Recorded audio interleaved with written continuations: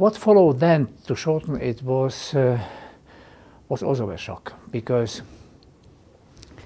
we were looking at people's behavior, and under that pressure, the purges started quite soon.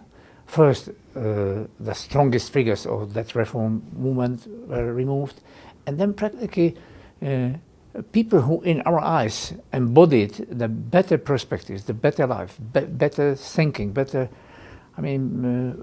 organized society, they were gradually removed practically from all positions, let it be economic position or political position or educational position or media position or whatever. But not only that, what was even more frustrating was that after 2 or 3 years, those people who were, who were in the streets, who were protesting against invasion, who were the supporters of this Czechoslovak road to socialism, who would give everything, who would literally give everything in order to get more freedom. All those people, under the pressure of the authorities, started gradually to change and to adapt. And in relatively short period of time, maybe 3-4 years, you had the countries of passive citizens. It's not that they would become, the communists, or it's not that they would agree with it, but they formally and on the surface they agreed. They said, yes, it was counter-revolution. Yes, we really do not want to deviate from the party's line and so on. And to watch this, to see literally thousands and thousands of people like their backbones is gradually, moving in this direction. It was, I would say, such a, on the one hand, shock. On the other hand, it was such a meeting with reality, right?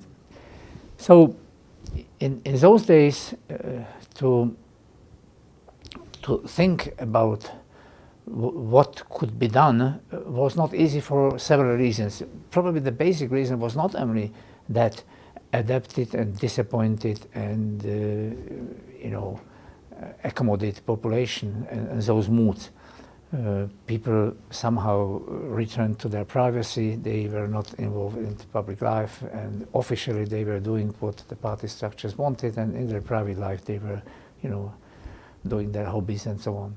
But there was also a conviction at that time, and it was even stronger after Soviets invaded Afghanistan, that this is forever.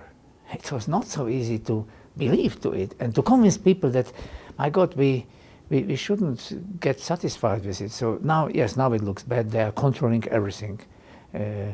In my case, it meant the different interrogation with the secret police and repeated, I would say, clashes with them, because we started to do some small activities. It means some discussions. It means some meetings. It means publishing some samizdat materials and so on. But again, what was at that time frustrating was this general feeling that we really can't change this. First of all, the Soviets are,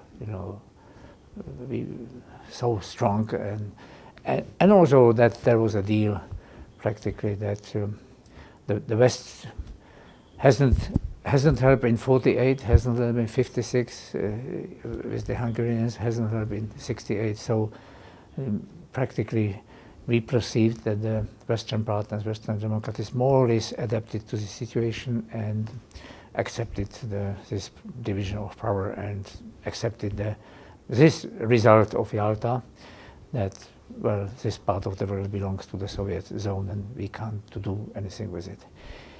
To a certain extent, what was at that time encouraging was the Helsinki, because I think the history of this Helsinki Accord was very well known.